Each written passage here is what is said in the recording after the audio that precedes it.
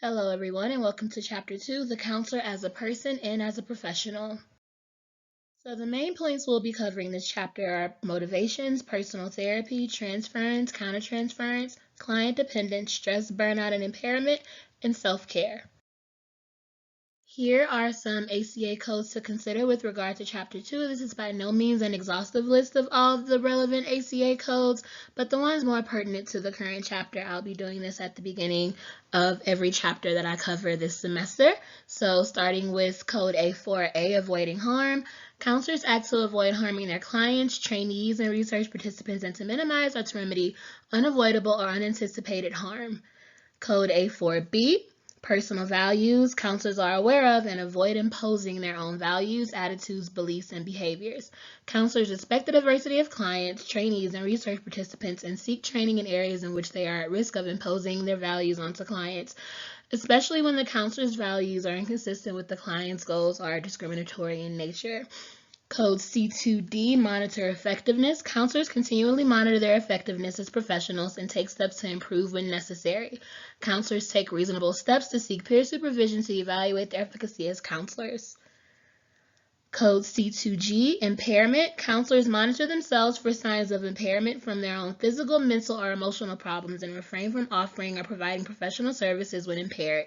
They seek assistance for problems that reach the level of professional impairment and, if necessary, they limit, suspend, or terminate their professional responsibilities until it is determined that they may safely resume their work. Counselors assist colleagues or supervisors in recognizing their own professional impairment and provide consultation and assistance when warranted with colleagues or supervisors showing signs of impairment and intervene as appropriate to prevent imminent harm to clients. Now let's get into personal motivation. So that refers to the notion that counselors must be aware of the influence of their own personality and needs. The personal needs of counselors are often based on unresolved personal conflicts, such as a need to give advice, a desire to take away all pain from clients, a need to have all the answers and to be perfect, a need to be recognized and appreciated, a tendency to assume too much responsibility for the changes of clients, and a fear of doing harm, however inadvertently. So basically, sometimes our personal motivations get in the way of what's best for our clients because we are tending to our own needs sometimes either through our clients or possibly at the expense of our clients. And now we move on to personal therapy for counselors. It is beneficial to both trainees and experienced professionals. And while we as a program do not require you to participate in therapy, we highly encourage it for a multitude of reasons. In addition to the ones we'll get into down below, it's just generally helpful to work through things that you've experienced that might impact the therapeutic relationships that you're going to go on and build. But also it just helps to inform your practice as a therapist yourself, to be on the other side as a client. Some other reasons for participating in therapy include exploring your motivations for becoming a helper, to explore what your needs and values are and how they influence your actions. So a little bit earlier we talked about value and position and making sure that we don't do that to our clients. Awareness of your values play a huge part in not imposing those values. Another reason is to identify and explore potential areas of countertransference. Countertransference is something we'll get into a little bit later in this chapter. And also for remediation purposes, and remediation just refers to a corrective process for either students or professionals to help get them back on track to be good helping professionals. And experiential learning as a form of personal therapy. So a lot of the techniques and skills you'll learn throughout the process of becoming a counselor will help you to become more introspective and reflective, and that in and of itself will kind of be a form of therapy and release, but it is not a substitute for personal therapy.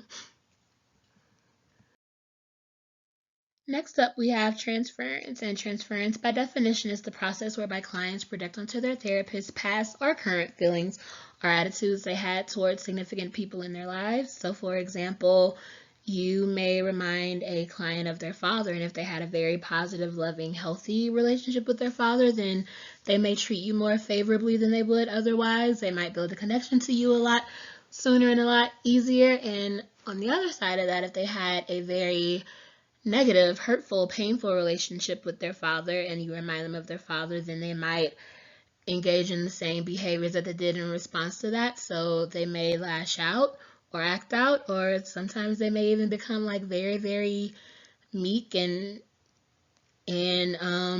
less willing to come forward with information. And sometimes this could result in them needing to be referred to a different therapist, just because if that can't get worked through, then the therapeutic relationship suffers. And this is often referred to as the quote unquote unreal relationship in therapy. It is the relationship that we might not always be aware of right away. It might take a really long time to figure out that transference is what's happening versus progress or stagnation. And so sometimes that's the relationship that needs to be addressed and worked on in therapy before any further work can happen, if it can happen. And so counselors need to be aware of their own personal reactions to a client's transference. It's not inherently a bad thing. Again, in the example of having a positive relationship with their father and you remind them of their father, that could help the relationship.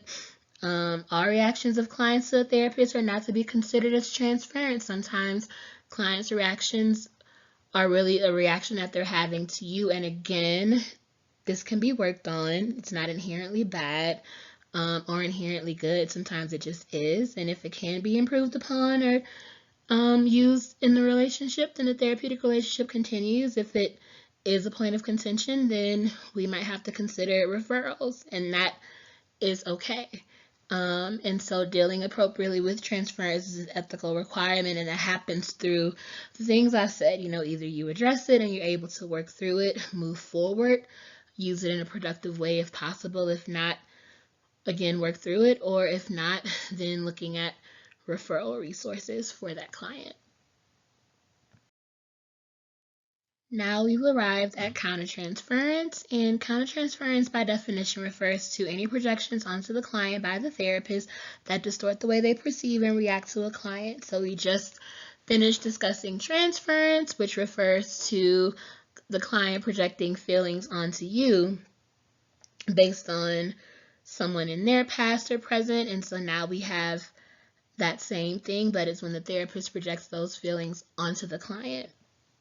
And this typically occurs when clinicians demonstrate highly inappropriate affect. So we may be really reactive to the client. Again, if the client reminds us of someone who was a positive figure in our lives, we might treat them more favorably. And again, that inherently isn't bad, but if it interferes with your ability to confront your client and hold them accountable, that's when it gets to be a problem. Or if they remind you of someone negative and you have a negative perception of them as a result, again, that's also causing a problem. And also, clinicians may also respond in highly defensive ways, so maybe taking the client's words and actions personally and getting defensive because, again, we don't see the client, we see the person that the client represents for us. And also lose their objectivity because their own conflicts are triggered. So this can result in a plethora of things. For example, people-pleasing behaviors, or again, that unwillingness or reluctance to confront, maybe even trying to win the client's approval, or trying to address the client's issues from the lens of what you think the person they remind you of needs and not necessarily the client's needs. And it can be either a constructive or a destructive element in the therapeutic relationship, just like transference. And so again, it's not inherently a good or bad thing, it just is. And so I don't want the takeaway for this to be that countertransference is just this really bad, scary thing, because when I was in my master's program, that was my takeaway from countertransference. And so it took me a really long time to learn and understand that sometimes transference and countertransference is an indicator that there is an authentic relationship taking place, and it is our professional and ethical responsibility to address that relationship in a way that's productive and ultimately helpful for the client, if possible. Again, let me reiterate, if it's not possible, then we start looking at referral resources for the client and start having that conversation with the client. A great way to deal with countertransference is to consult, seek supervision, just get those outside opinions so that your perspective is challenged and you're not operating from either a negative or a positive bias towards the client based on something that really has nothing to do with them.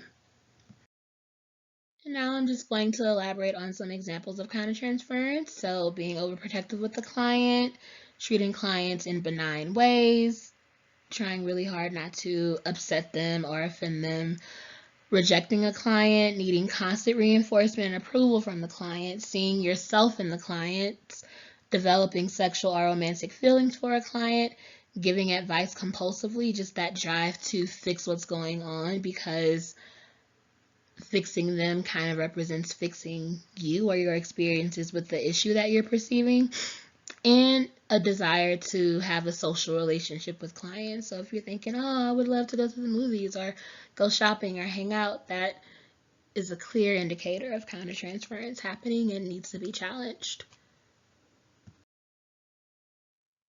Client dependence. So client dependence is exactly as it sounds. It's when the client develops a dependence on you. And so a temporary dependence is not necessarily problematic. It's pretty typical to see some client dependence at the very beginning of a relationship. You have to remember the state in which clients usually come to us, and they're very vulnerable, they feel broken, and so they might see you as their only hope, and so they may be clinging to you out of that.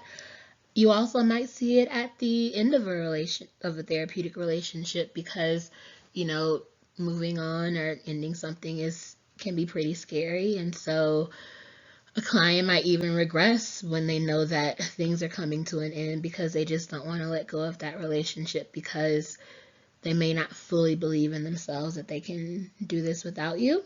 And so it only becomes an ethical issue when the counselor encourages and promotes client dependence on the counselor.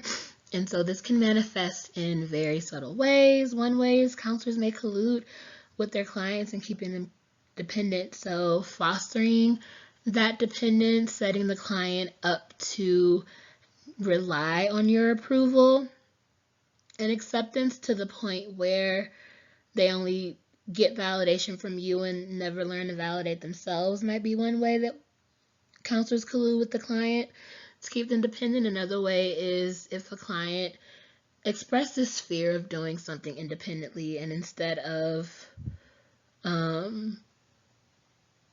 validating that fear and challenging that fear, you validate that fear and kind of allow them to hold on to that fear and say, well, let's not move on, or something of that nature.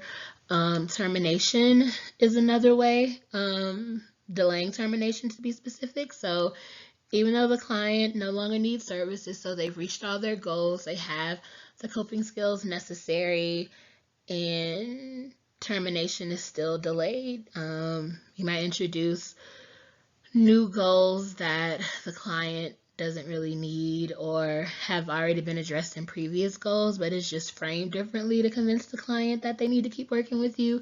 Anything that delays the end of the therapeutic relationship, that's inevitable and needs to happen, but you're the one drawing out that termination process because, again, maybe you, as a counselor, have come to rely on your client needing to need you.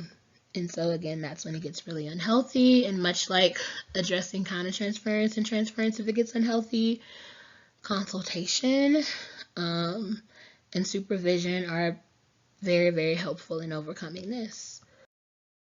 So stress in the counseling profession. So counseling can be a hazardous profession and lead to compassion fatigue and or empathy fatigue. And both of these refer to when we have kind of become burnt out on just having compassion and empathy and holding space for others. And so that can manifest in a few ways. Sometimes we become really apathetic as a result of this, or sometimes we get overly attached to the client's work and the client's outcomes. That's another way that compassion and empathy fatigue can show up. So some sources of stress for counselors tend to be feeling as if they're not helping their clients. So again, you may not see immediate results and think that that points to you being inadequate, which kind of segues into the tendency to accept full responsibility for the client's progress, which could also be a sign of countertransference, and feeling a pressure to quickly solve the problems of clients. So not giving yourself the proper amount of time to address the client's needs and feeling like we have to play fixer very, very quickly, and having extremely high personal goals and perfectionist strivings, which kind of tend to set us up for failure, because even on our best days, we can't be perfect. And again, we're taking this burden onto ourselves instead of believing in the client's strengths to reach their goals and learn how to meet their own needs, which is typically the goal in therapy. So now we have counselor burnout and impairment. And burnout by definition is a state of physical, emotional, intellectual, and spiritual depletion characterized by feelings of helplessness and hopelessness. Honorable mention also being apathy, which is often a result of that helplessness and hopelessness. We feel like nothing can happen, so we don't do anything, and we no longer have that empathy, that compassion, and we just kind of throw our hands in the air. And then next we have impairment, which is the presence of a chronic illness or severe psychological depletion that prevents a professional from delivering effective services and results in consistently functioning below acceptable practice standards. So burnout, if it goes unaddressed, tends to almost always lead to impairment, which is a more permanent condition that affects our ability to do the work that we do. And impairment, when that happens, we may have to step away. The ethical thing to do actually is to step away for a while until that impairment has been addressed so that we can move forward. So here are some tricky ideas and some questions to reflect on in your personal time or discuss. First one being, how can you tell if or when your client is experiencing transference, and how do you address it? And the next question is, when can countertransference be a positive thing? Weird in Wyoming. So here are some things that are pretty unique to the state of Wyoming. You will run into clients in public, and while that's not unique in Wyoming, specifically in the city of Laramie, and being that Wyoming is such a small community, it's bound to happen. You'll see a client in public. This is usually addressed either in your intake session or at some point with your client, how you handle running to each other in public. It happens, and it's awkward, but it's okay. The next thing is, again, because it's such a small community, you will know people that clients also know. And so sometimes a client might be telling a story about someone, and it clicks that, wait, you know that person. So being mindful of when that happens and how you handle it as it comes up. Also, in Wyoming, therapy is highly stigmatized. It's not as widely accepted. So there's a cultural stigma around therapy. So that might show up in the work with clients, like clients being, for example, being reluctant to engage in the process right away because they're still working through that stigma. So it's important to keep that in mind so you don't blame yourself if you have that struggle. And that concludes chapter 2. Feel free to reach out via email to myself or Amanda, or check in with us in the next Zoom drop-in session if you have any questions or some things you'd like to discuss. Thank you.